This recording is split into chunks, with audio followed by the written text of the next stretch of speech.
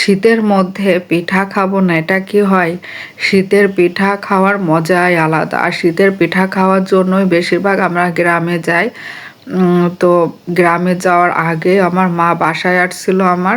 তো মাকে বললাম যে কুলি পিঠা খেতে ইচ্ছা করছে, কুলি পিঠাটা বানাও। তো কুলি পিঠা আর দুধ পুলি পিঠা মা একই সাথে বানাইছিল। দুধ পুলি পিঠাটা একটু ছোট বানাতে হয়, কুলি পিঠাটা একটু বড়। পার্থক্যটা এটাই, তাই ছাড়া সব সিস্টেম একই। আর মা যেভাবে পিঠাটা বানাইছে পুরো রেসিপিটাই আপনাদের দেখাচ্ছি। আসসালামু আলাইকুম, ওয়েলকাম ব্যাক। সবার প্রতি দোয়া ও ভালোবাসা রেখে আজকে আমি আমার ভিডিওটি শুরু করছি। আর আজকের রেসিপিটা হচ্ছে, আগে থেকেই তো বলে দিলাম, শীতের পিঠা, কুলি পিঠা, দুধ পুলি পিঠা। একই সিস্টেমে আমরা দুই পিঠাই খেতে পারবো, ভীষণ মজা খেতে। প্রথমে মা কড়াইতে এলাচ ফলের ওই যে বীজগুলা ভেজে নিচ্ছিল হালকা একটু, তারপরে গুড় দিয়ে নারকেলটা দিয়ে খুব ভালো করে মিশায় নাড়াচাড়া করে একটা পুরের মতো বানায় নিছে। আর এটা একটু আঠালো টাইপের হবে নারকেলের এই পুরটা, কাইন্ড অফ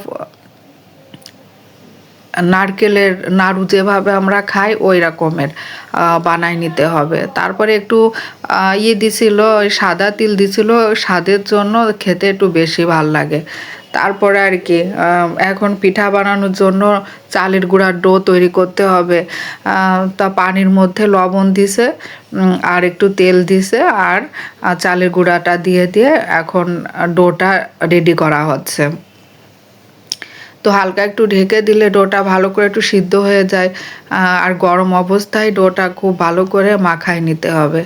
তারপরে পিঁড়ের মধ্যে রুটি বেলার মতো বেলে বেলে নিয়ে গোল গোল যে কাটারগুলো আছে ওইগুলোতে কাটলে পিঠার শেপটা বেশি সুন্দর হয়।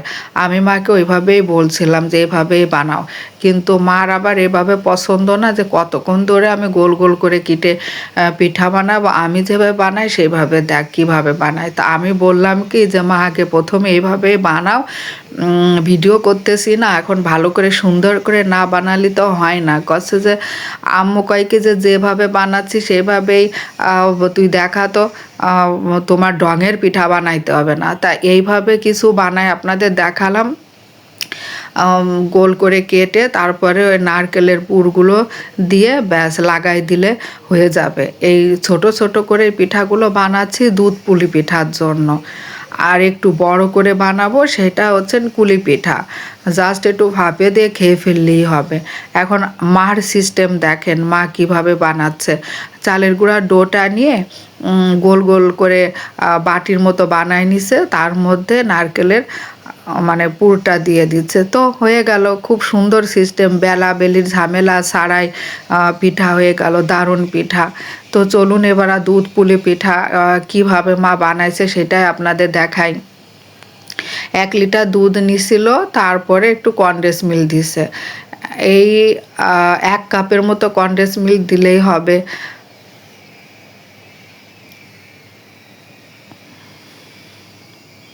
কনডেন্স মিল্কটা দেওয়ার পরে একটু চিনি দিছে।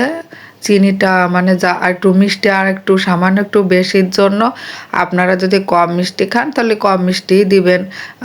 তারপরে এলাচ ফলগুলো দিয়ে দিচ্ছে, একটা তেজপাতা দিয়ে দিল।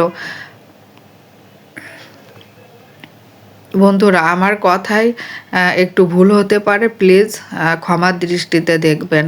আমি অত সুন্দর করে কথা বলতে পারি না, যেভাবেই বলি সেভাবেই আপনারা একটু কষ্ট করে মেনে নিয়েন।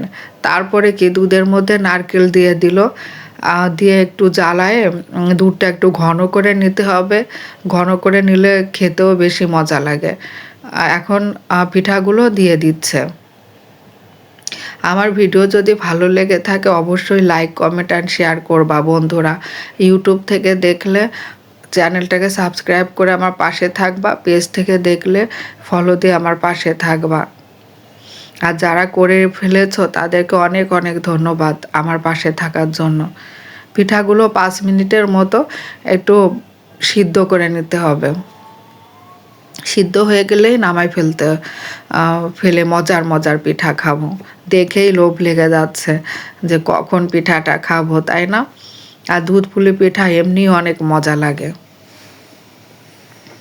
পিঠা তৈরি হয়ে গেছে, সুন্দর একটা কালার চলে আসছে।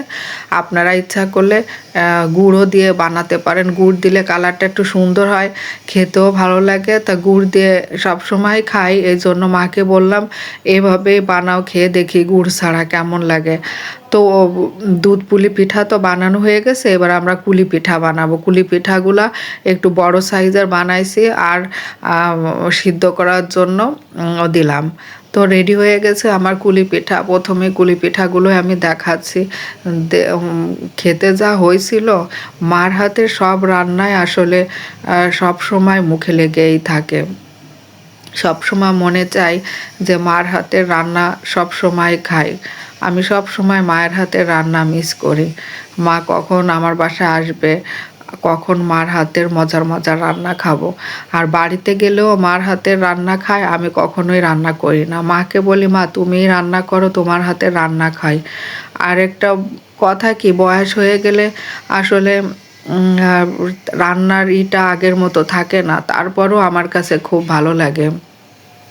আমি পিঠা খেতে অনেক পছন্দ করি, আর পছন্দ করি বলে মা কখনোই একা একা পিঠা বানায় খায় না। বলে তুই কখন আসবি তখন আমি পিঠা বানাবো তোর জন্য, আমরা সবাই মিলে একসাথে খাবো। মা বাবার ভালোবাসার তো আসলে কখনো তুলনা হয় না।